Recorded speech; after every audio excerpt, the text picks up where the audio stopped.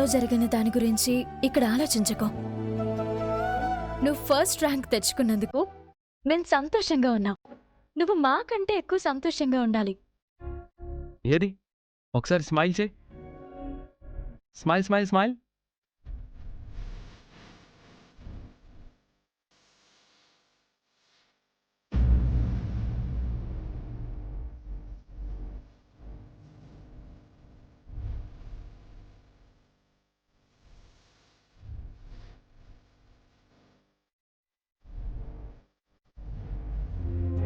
Hi sir, order please. Akshay, నీకేం కావాలి నాన్న? Ice cream. ఒక ఐస్ క్రీమ్, 2 కూల్ డ్రింక్స్ తీసుకురండి. Okay sir. శౌర్య రోజు రోజుకి నిహారికలా తయారైపోతుంది. అవునమ్మా, నేను ఎన్ని మంచి మాటలు చెప్పినా తనకు నేను ఎంత మంచి చేయాలని చూసినా అర్థం చేసుకోవడం లేదు. చూస్తూ ఉండండి, నిహారికను మించిపోవడమే కాదు, ముంచిపోతుంది కూడా.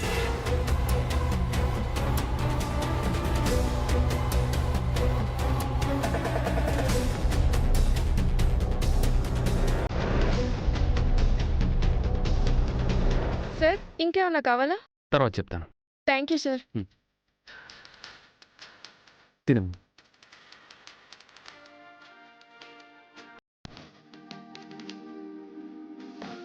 నేను చెప్పింది గుర్తుంచుకొని వారం రోజుల తర్వాత హాస్పిటల్కి వచ్చి కలవండి. ఓకే, ఇక నేను బయలుదేరుతాను. సరే, వెళ్ళిరమ్మా.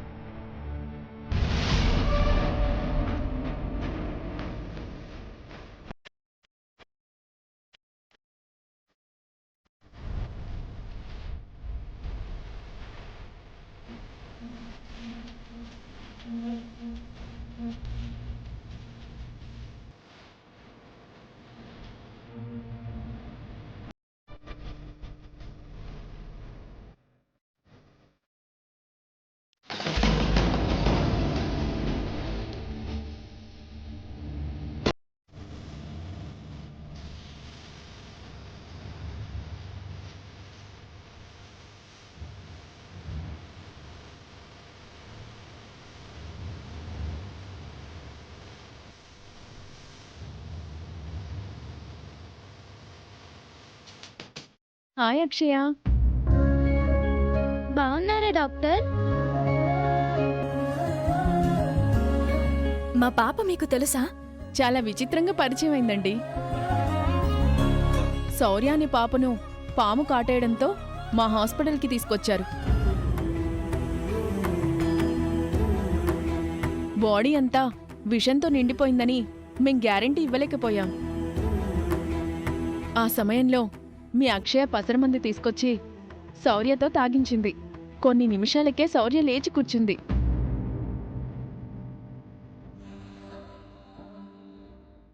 మా హాస్పిటల్ అంతా వండర్ అయింది. వండర్ కిడ్ అని అందరం పొగిడాం కూడా. చిన్న వయసుకే పాము విషానికి విరుగుడివ్వగలిగేంత వైద్యం నేర్చుకుందంటే భవిష్యత్తులో మంచి డాక్టర్ అవుతుందని అనిపిస్తుంది. ఇలాంటి కూతురికి జన్మనివ్వడం మీ అదృష్టమమ్మా. ఇంకో గ్రేట్ థింగ్ ఏంటంటే అంత గొప్ప పని చేసి కూడా ఎవ్వరికీ చెప్పొద్దంది. ఆ క్రెడిట్ని నేను తీసుకున్నాను. నాకింకా గిల్టీగానే ఉంది. ఓకే అండి, ఇక నేను బయలుదేరుతాను.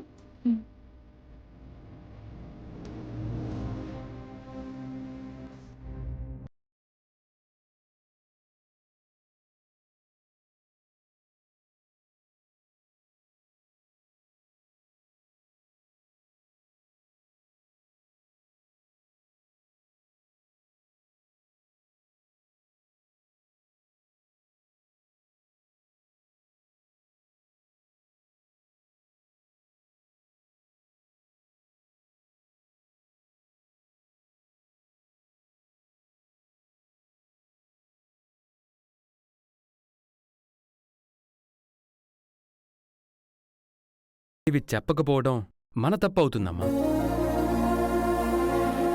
ఒక ప్రాణం కాపాడావన్న విషయం తెలిస్తే అందరికీ నీ మీదున్న కోపం పోయి గొప్పదానిగా కనపడతావు. పదండి చెప్దాం. అవని పద. వెయిటర్,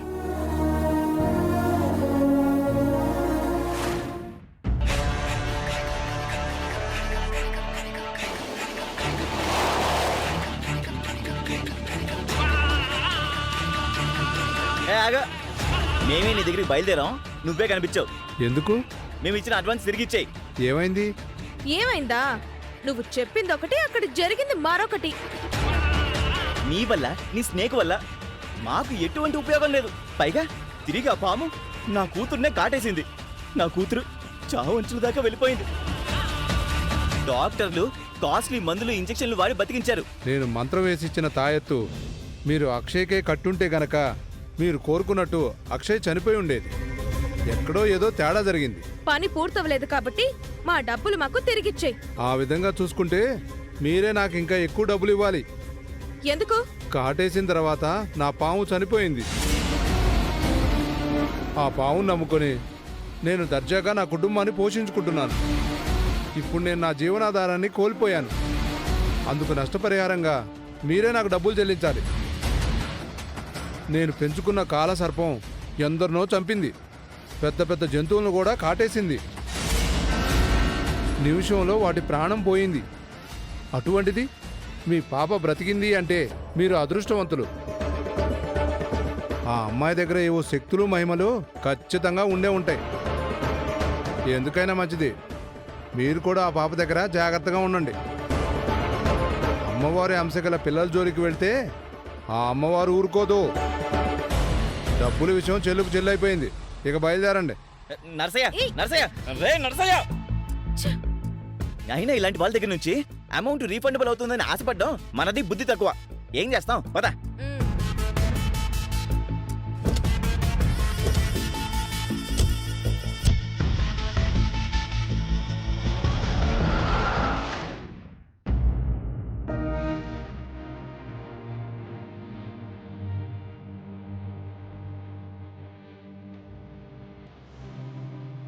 ఏం ఆలోచిస్తున్నావు వేదా? అవని సత్యల మధ్య ఉన్న సంబంధం నన్ను అనుక్షణం వేధిస్తోందండి. ఆ అపార్థం నుంచి, ఆ అగాధం నుంచి బయటపడవా నువ్వు? నేను వ్రతానికి గెస్ట్గా పిలిచిన ప్రభావతి ఎవరో కాదండి, ఆ సత్య వాళ్ళ అమ్మ. ఆవిడ ద్వారానే నిజం బయట పెడదామనుకున్నాను. ఇటు అవనిని, అటు సత్యాన్ని, ఇద్దరినీ కాపాడేసింది.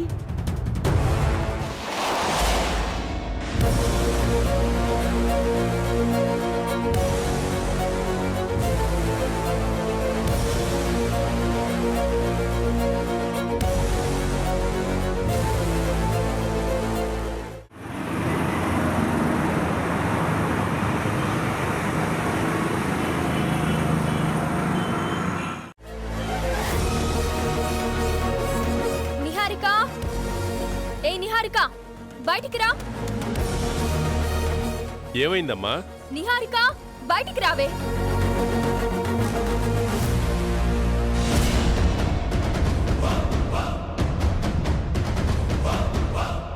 అప్పుడప్పుడు ఉరుములో ఉరుముతో మెరుపులా గర్జిస్తావు. ఏమైందవని? నిహారిక చేసే పనులు అలా ఉంటాయి కదా మరి. ఏం చేసిందేంటి?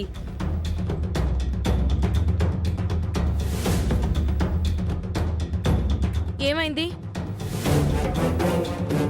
అవని పిన్ని నీ గురించి అరుస్తుంది నిహా. ఏంటి విషయం? వచ్చింది కదా, చెప్పు. హాస్పిటల్లో శౌర్య ప్రాణం కాపాడింది ఎవరో తెలుసా? డాక్టర్లు కాదు, అక్షయ.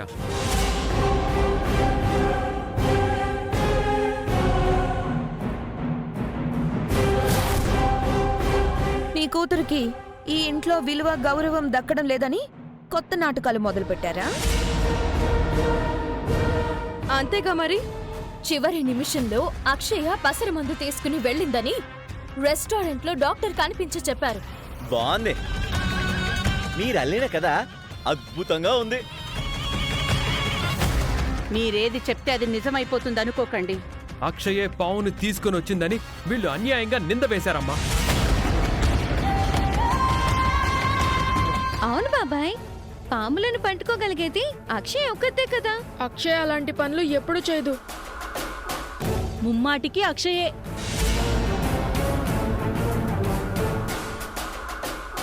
కూతురు నిరపరాధి అని నిరూపించుకోవడానికి మీరు పడుతున్న తాపత్రయం బాగుంది గాని మీరు చెప్పేవన్నీ నిజాలు అని మేమెలా నమ్మాలి?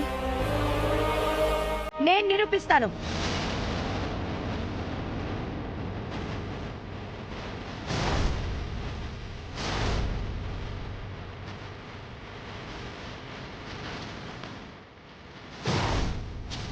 వేడి రెబల్ స్టార్ ఆగయా.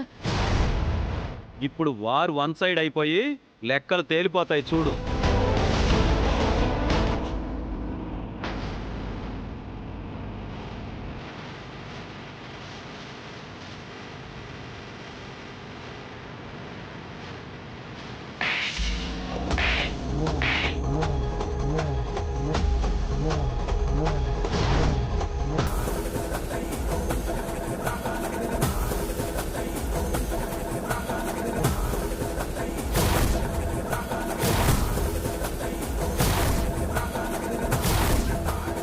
ఏమొచ్చింది నీకు? నన్నెందుకు కొట్టావు? మాటి మాటికి నీకు చెయ్యి సరసనం ఎక్కువైపోతుంది. నిన్ను కృష్ణ,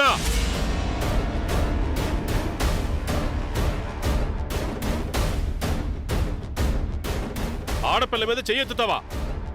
మరి నా భార్యను ఎందుకు కొట్టింది నాన్న?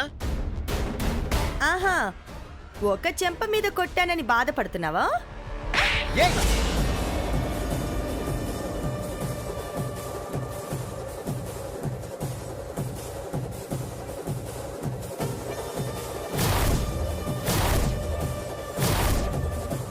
అబ్బబ్బబ్బబ్బబ్బా, సౌండ్స్ అద్దిరిపోయాయి. డిటిఎస్ రేంజ్లో దద్దరిల్లిపోయాయి. ఏం పోయే కాలం వచ్చింది నీకు? మా ఇంటి కోడల మీద చేసుకుంటున్నావు. అక్క, ఏం జరిగిందో చెప్పు. ఈ దుర్మార్గురాలు పాము కాటుతో అక్షయ్ని చంపేయడానికి ప్రయత్నం చేసిందవని.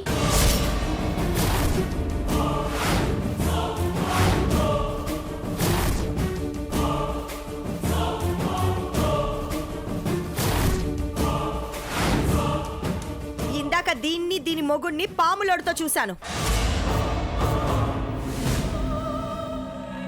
నేను పెంచుకున్న కాల సర్పం ఎందరినో చంపింది. పెద్ద పెద్ద జంతువులను కూడా కాటేసింది. నిమిషంలో వాటి ప్రాణం పోయింది. అటువంటిది మీ పాప బ్రతికింది అంటే మీరు అదృష్టవంతులు. మరో విషయం ఏమిటంటే, ఆ అక్షయ్ మీదకి నేను పావును పంపించినా సర్పం నుంచి తప్పించుకుంది అంటే ఆ అక్షయ్ సామాన్యురాలు కాదు.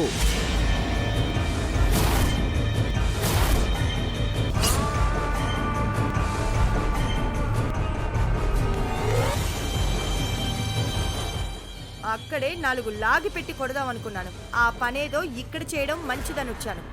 ఎంత దుర్మార్గురాలివే నువ్వు. నీలాంటి నీచమైన ఆడదాన్ని బ్రతకనివ్వకూడదు. మీరు ఏది చెప్తే అది నిజమైపోతుందా?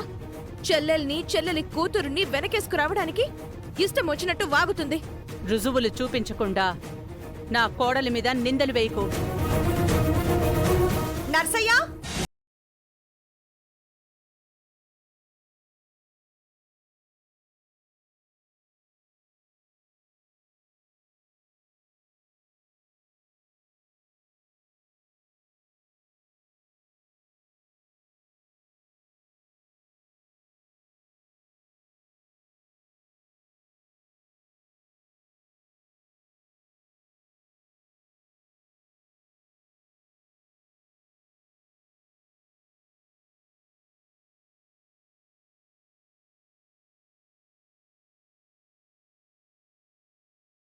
ఈ అక్షయ్ పాప ప్రసాదంగానే తయారు చేసిందంటే మాకు ఇంట్లో విలువ ఉండదని, అందుకే పాము కాడుతో చంపించేయమని నాకు డబ్బులు ఇచ్చారమ్మా.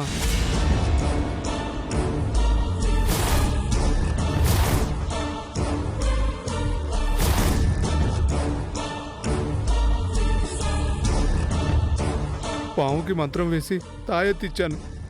ఆ తాయెత్తు అక్షయ్ కట్టమన్నాను. పొరపాటున ఆ తాయెత్తు శౌర్య కట్టుకున్నట్టుందమ్మా. అందుకే కాల సర్పం శౌర్యాన్ని కాడేసినట్టుంది.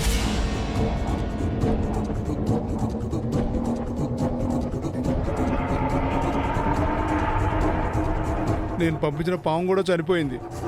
అక్షయ సామాన్యురాలు కాదమ్మా, అందుకే పాము కూడా ప్రాణం వదిలింది. శౌర్య బతకడం మాత్రం ఎంతో విచిత్రం. డాక్టర్లు ఇచ్చిన మందులు ఇంజెక్షన్ వల్ల అయితే బతికుండదు. ఇది మాత్రం నిజం.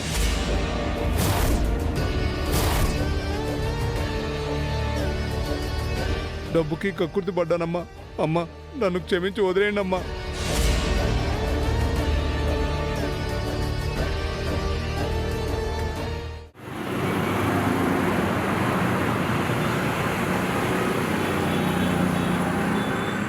నా కూతురిని చంపాలని చూస్తావా? నిన్ను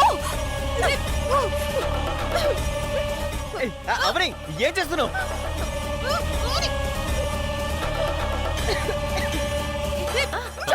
అవని, ఏం చేస్తున్నావు? అమ్మా, అవని. పిచ్చిపట్టిందా నీకు? నాన్న, చెప్పండి నాన్న. పిచ్చిపట్టిందా నీకు? నాన్న, చెప్పండి నాన్న. ఊపిరి ఆగిన తర్వాత వదిలవని. అమ్మా అవని, నా మాటను గౌరవించి వదిలేయమ్మా.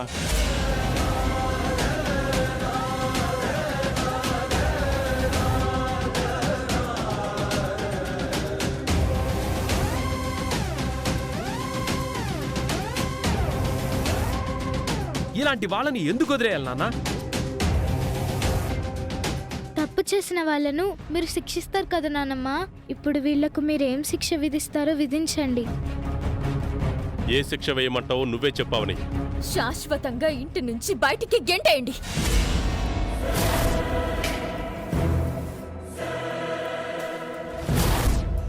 నువ్వేం మాట్లాడవేంటి వేదా? ఈ విషయంలో నువ్వు మౌనంగా ఉన్నట్టు నేను ఉండలేను. అందుకే ఇద్దరిని ఇంటి నుంచి బయటికి పంపించేస్తున్నాను. నాన్న, నోరు మీరా వెధవా! అలా పిలిచే అర్హత కూడా నీకు లేదు. ఎన్ని తప్పులు చేస్తారా మీరు? తప్పుల మీద తప్పులు చేస్తున్నా క్షమించుకుంటూ పోతామని అనుకుంటున్నారా? తీర్పు వచ్చేసింది. ఒరే చికాగో, ఏంటి కింగ్ అంకుల్? వెళ్ళి కృష్ణ అంకుల్, నిహారిక ఆంటీలా లగేజ్ తీసుకురామ్మా. సరే అంకుల్. అత్తయ్య, బుద్ధి గడ్డి తిని పెద్ద పొరపాటే చేసేసాం. ఈ ఒక్కసారికి మమ్మల్ని క్షమించండి.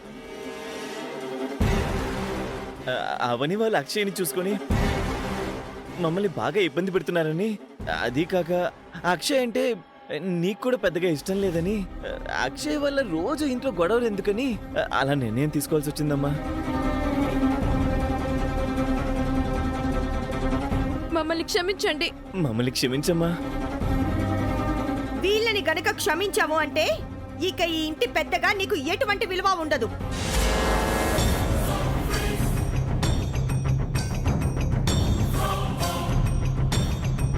లగేజీలు వచ్చాయి, బయలుదేరండి. నానమ్మ ప్లీజ్, ఈ ఒక్కసారికి క్షమించి వదిలేయ్. ఏదో పంతం కొద్దీ అలా చేశారు, వదిలేయమ్మా. ఈ విషయంలో మాత్రం అత్తయ్య మనసు మారేలా కనిపించట్లేదు నిహారిక. అత్తయ్య ఉగ్ర రూపం చూడకముందే మీరు బయలుదేరడం మంచిదని నా అభిప్రాయం. ఇంకా ఉన్నారండి, బయటికి పోండి. అన్నయ్యవా నువ్వు? ఆ బంధానికి విలువిచ్చావా నువ్వు? పాపంలో నువ్వు భాగమైనందుకు నిన్ను ఇక్కడికిక్కడే చంపేయాలనుంది. నువ్వు నీలాంటి దుర్మార్గుణ్ణి కాదు కదా, అందుకే ఆలోచిస్తున్నాను. ఇక మాటలు అనవసరం బావా, బయటికి పోండి.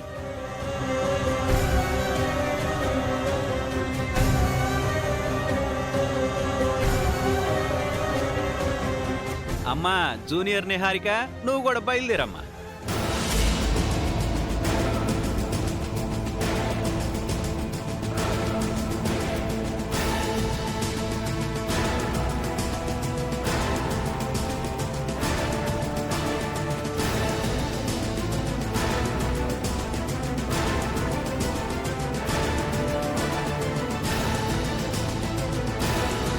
ఆగండి.